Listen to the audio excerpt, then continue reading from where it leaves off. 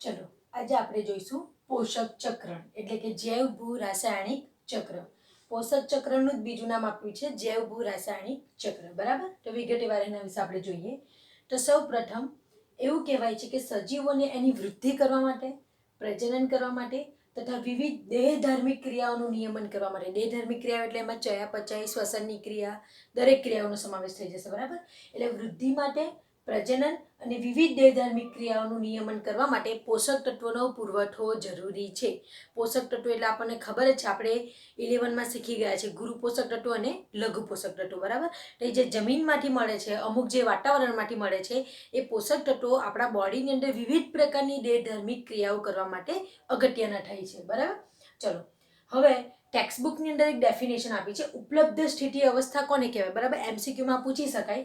તો જોજો, એવું કહેવાય કે કોઈ આપેલ સમયમાં ભૂમિમાં હાજર એટલે કે કોઈ ચોક્કસ સમયમાં ભૂમિમાં હાજર હોય એવા તત્કાલીન, જેમ કે કાર્બન છે, નાઇટ્રોજન છે, ફોસ્ફરસ છે, કેલ્શિયમ છે વગેરે જેવા પોષકોની માત્રાને, એટલે કે કોઈ એક સમયે, ધારો કે કોઈ એમ કે આ સમયે આ ભૂમિની અંદર જો કયા કયા તત્વો હાજર છે. બરાબર, તો આપણે તે ટાઈમે ભૂમિમાં ચકાસીએ કે કેલ્શિયમ હાજર છે, નાઇટ્રોજન હાજર છે. તો કેલ્શિયમ અને નાઇટ્રોજન એની ઉપલબ્ધ સ્થિતિ કહેવાશે. એટલે કે ઉપલબ્ધ છે, અવેલેબલ છે. અત્યારે ઉપલબ્ધનું મિનિંગ થશે અવેલેબલ. બરાબર, હાજર છે એટલે એવું કહેવાય કે ઉપલબ્ધ સ્થિતિ અવસ્થા કોને કહેવાય?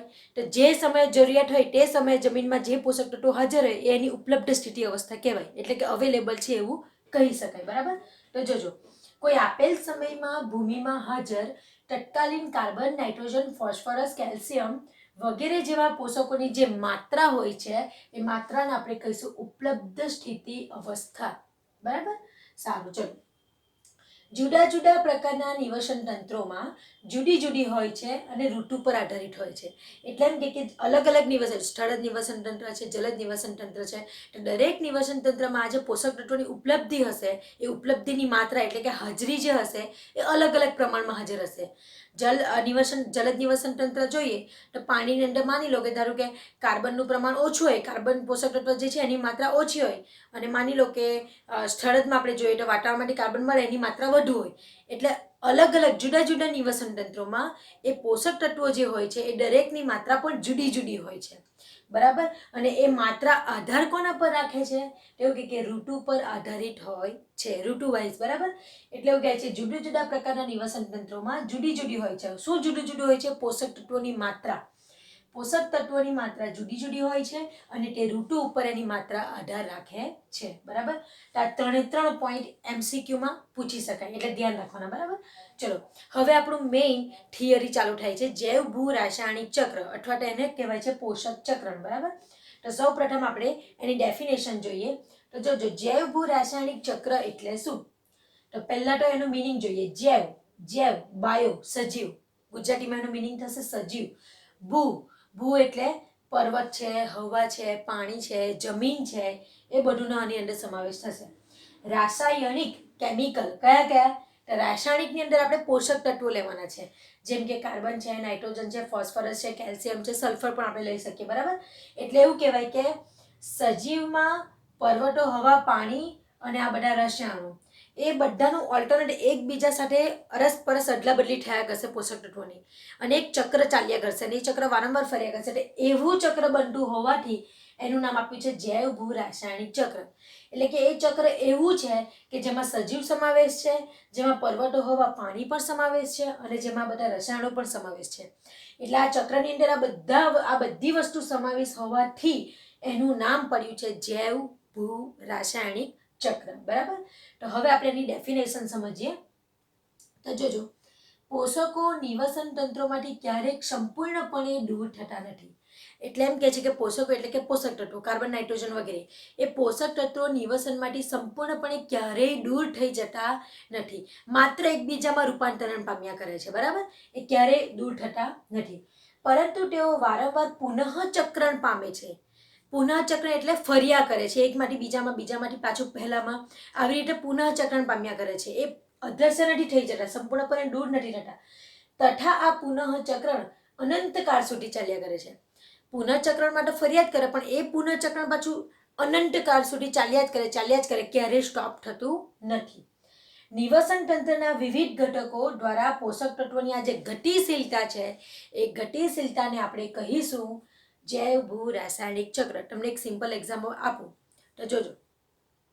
વનસ્પતિ હોય બરાબર, વનસ્પતિ જમીનમાંથી પોષક તત્વો લેશે. હવે જમીનમાં ક્યાંથી આવ્યા એ આપણે પાછળ જોઈશું. તો વનસ્પતિ જમીનમાંથી બધા પોષક તત્વો લેશે અને વૃદ્ધિ અને વિકાસ પામશે બરાબર, પ્રજનન કરશે અને નવી સંતતિ એમાંથી સર્જશે બરાબર. તે વનસ્પતિએ જમીનમાંથી પોષક તત્વો લીધા. એ વનસ્પતિને ખાસે તૃણાહારી, એટલે તૃણાહારીમાં પોષક તત્વો ગયા. તૃણાહારીને ખાસે માંસાહારી, એટલે માંસાહારીમાં પોષક તત્વો ગયા. માંસાહારીને ખાસે ઉચ્ચ માંસાહારી, એટલે પોષક તત્વો એની અંદર ગયા. પછી એ ઉચ્ચ માંસાહારી જે પ્રાણીઓ હશે એ મરી જશે, એ મૃત્યુ પામશે. એટલું એનો દેહ જે હશે એ વિઘટકો દ્વારા, એટલે કે બેક્ટેરિયા અને ફૂગ દ્વારા વિઘટન પામશે. એટલે એ પોષક તત્વો એ જે વિઘટન કરશે એમની બોડીનું, એ વિઘટકો દ્વારા જે એ મરી ગયેલા એ જે પ્રાણીઓ હશે એમનું વિઘટન થશે. એટલે એની અંદર પોષક તત્વો હોવાના અને એ વિઘટન દ્વારા એ બધા પોષક તત્વો ફરી પાછા ક્યાં ભળી જાય છે? જમીનમાં જ ભળી જાય છે.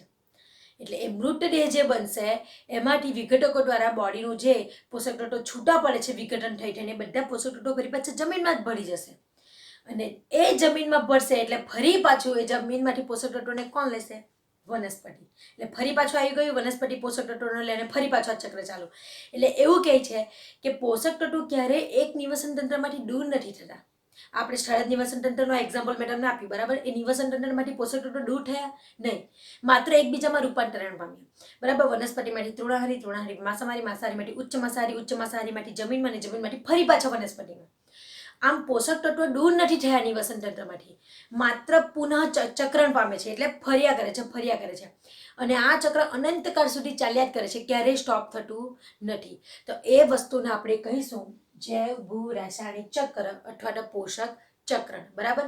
એટલે એક રીતે જોવા જઈએ તો એને એવું પણ કહેવાય છે કે ચક્રીય માર્ગે સજીવોમાંથી વાતાવરણમાં, વાતાવરણમાંથી સજીવોમાં, સજીવોમાંથી વાતાવરણમાં અને વાતાવરણમાંથી સજીવોમાં, એમ જે ચક્ર ફર્યા કરે છે એ ચક્રને આપણે કહીશું પોષક ચક્ર બરાબર.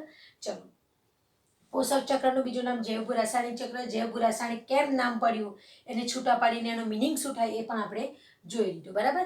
હવે એ જે પોષક ચક્ર એટલે કે જૈવ ભૂ રાસાયણિક ચક્ર જે છે એ બે પ્રકારના જોવા મળે છે બરાબર. એક વાયુ ચક્ર અને એક અવસાદી ચક્ર, એટલે આ પોષક ચક્રના પ્રકારો છે. હવે વાયુ ચક્રમાં કોનો કોનો સમાવેશ થશે? તો કાર્બન ચક્ર, નાઇટ્રોજન ચક્ર અને ઓક્સિજન ચક્ર. આ ત્રણ ચક્ર જે હશે એ વાયુ ચક્રમાં સમાવેશ થશે બરાબર. અને ફોસ્ફરસ ચક્ર અને સલ્ફરસ ચક્ર, આ સલ્ફર ચક્ર જે છે અને ફોસ્ફરસ ચક્ર જે છે એ અવસાદી ચક્ર કહેવાશે બરાબર. એટલે પોષક ચક્ર જે છે તે આ બે પ્રકારના છે અને બંને પ્રકારમાં આ ત્રણનો સમાવેશ વાયુ ચક્રમાં થશે અને આ બેનો સમાવેશ અવસાદી ચક્રમાં થશે. પણ આપણે આપણા સિલેબસની અંદર માત્ર બે જ ચક્ર શીખવાના છે. વાયુ ચક્રની અંદર આપણે જોઈશું કાર્બન ચક્ર અને અવસાદી ચક્રની અંદર આપણે જોઈશું ફોસ્ફરસ ચક્ર બરાબર. આ બે જ વિશે આપણે ડિટેલમાં જોવાના છે.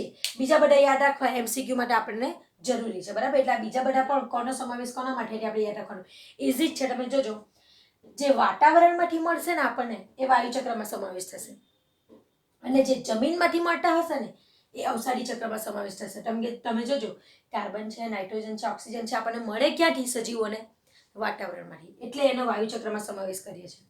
એ જ રીતે તમે જોજો ફોસ્ફરસ અને સલ્ફર એ વનસ્પતિ હોય કે બીજું પ્રાણી હોય કે આપણે કોઈ પણ સજીવ હોય, મળે ક્યાંથી? જમીનમાંથી મળે બરાબર. એટલે એને અવસાદી ચક્રમાં નામ આપ્યું છે. એટલા માટે જોજો નીચે મેં લખ્યું છે કે આ ચક્ર માટેનું સંચય સ્થાન જે હોય, એટલે કે કાર્બન, નાઇટ્રોજન અને ઓક્સિજનનો સંચય ક્યાં થયેલો હોય, એનું સંચય સ્થાનમાં મેં લખ્યું હશે વાતાવરણ બરાબર. એટલે એનું સંચય સ્થાન વાતાવરણ બને. કોનું? વાયુ ચક્રનું. એ જ રીતે અવસાદી ચક્રમાં જોજો મેં લખ્યું હશે કે સંચય સ્થાન પૃથ્વીના પોપડા કે સ્તરમાં. કેમ? કારણ કે આપણે કીધું એમ ફોસ્ફરસ ને સલ્ફર આપણને ક્યાં મળે? જમીનમાં. એટલે એનું સંચય સ્થાન શું બનશે? પૃથ્વીનું પોપડો અથવા તો સ્તર. એની અંદર આ બધા અવસાદી ચક્રના જે તત્વો હશે, પોષક તત્વો, એ સંચય પામેલા હશે, જેની અંદર ભેગા થયેલા, જેમાં એની માત્રા ભેગી થાય છે, એ જે લેયર હશે, એ જે વસ્તુ હશે એને આપણે સંચય સ્થાન કહીશું બરાબર. ચલો, તો આ રીતે આપણે બે પ્રકારો જોયા, વાયુ ચક્ર અને અવસાદી ચક્ર. વાયુ ચક્રમાં કોણ, અવસાદી ચક્રમાં કોણ, અને બંનેનું સંચય સ્થાન બરાબર. આપણા એમસીક્યુ માટે અને થિયરી માટે પણ આપણે ધ્યાન રાખવું. ચલો ત્યાર પછીનો બીજો એક પોઈન્ટ કહેવાય છે કે પોષકોને મુક્ત કરવાના દરનું નિયંત્રણ, એટલે કે પોષક તત્વો મુક્ત કરવા સજીવમાંથી કે વાતાવરણમાંથી એ મુક્ત કરવાનો જે દર છે એનું નિયંત્રણ કોના દ્વારા થાય? એનું નિયમન ભૂમિ જમીન દ્વારા થાય. ભેજને જ કહેવાય આર્દ્રતા, બરાબર. એટલે કોઈક જગ્યાએ ભેજવળ ના હોય અને આર્દ્રતા હોય તો આપણે સમજી જવું કે આર્દ્રતા એટલે જ ભેજ, બરાબર. તો ભૂમિ, ભેજ, પીએચ અને તાપમાન, આ 4 પરિબળો જે છે એ 4 પરિબળો દ્વારા પોષક તત્વોનું મુક્ત થવાનું દરનું નિયંત્રણ થાય છે, બરાબર. એટલે જમીન કેવી છે, ભેજ કેવું છે, પીએચ કેવી છે, તાપમાન કેવું છે, એ બધા પરિબળો પણ અસર કરશે પોષક તત્વોની મુક્તિ માટે, પોષક તત્વોના દરનું નિયંત્રણ કરવા માટે એ પણ જવાબદાર હશે, બરાબર. ચલો ત્યાર પછી આપણે એક બીજું જોયું કે આ સંચય સ્થાનને આધારે એક બીજો પોઈન્ટ તમને આપ્યો છે કે સંચય સ્થાન એક જરૂરી પરિબળ છે. કેમ? કારણ કે જોજો ઘણી વખત પોષક તત્વો જમીનમાં ભળવું, જમીનમાંથી મુક્ત થવું, જમીનમાં ભળવું, જમીનમાંથી મુક્ત થવું, એ દર છે ને ઇમ્બેલેન્સ થઈ જાય. એ જે જેટલું વપરાય છે એટલું પાછું જમીનમાં ભળવું, એટલે કે જેટલું સજીવો દ્વારા જમીનમાંથી પોષક તત્વો ઉપયોગમાં લેવાય છે એટલું જ ફરીને આહાર શૃંખલામાંથી છેલ્લે જમીનમાં ભળી જાય. એ જમીનમાં ભળી જવું અને વપરાવાના દરમાં જો અસંતુલન સર્જાય, એટલે કે વધારે વપરાય અને ભળે છે ઓછું, અથવા ભળે છે વધુ અને વપરાય છે ઓછું, કોઈ પણ રીતે જો અસંતુલન સર્જાય તો એવા સમયે એને બેલેન્સ કરવા માટે જરૂરી છે સંચય સ્થાન. માની લો કે એક બાજુ સજીવો દ્વારા વધારે પ્રમાણમાં જમીનમાંથી પોષક તત્વો વપરાય છે પણ એ મૃત્યુ લેટ પામે છે અને જમીનમાં જે પાછું ભળવું જોઈએ પોષક તત્વો એ ઓછા ભળે છે. એ ઓછા ભળે છે એટલે ફરી પહેલાં સજીવને તો જોઈએ જ ને, સજીવને તો વારંવાર જોઈશે જ પોષક તત્વો, તો એ પોષક તત્વો આ બાજુ ઓછા ભળે છે તો આને તો વધારે જોઈએ છે, તો એ પોષક તત્વોને મળશે ક્યાંથી? તો એ ટાઈમે કામ લાગશે સંચય સ્થાન. જો પૃથ્વીના પોપડા કે સ્તરમાં ઓલરેડી એ સંચય પામેલા જ હશે, એટલે કે એ પોષક તત્વોની માત્રા વધારે પ્રમાણમાં ભેગી થયેલી જ હશે, તો ભલે પેલી બાજુ ભળવાની માત્રા ઓછી હોય કે સમય લાગે તો આ સંચય સ્થાન દ્વારા સજીવોને પોષક તત્વો મળી રહે છે.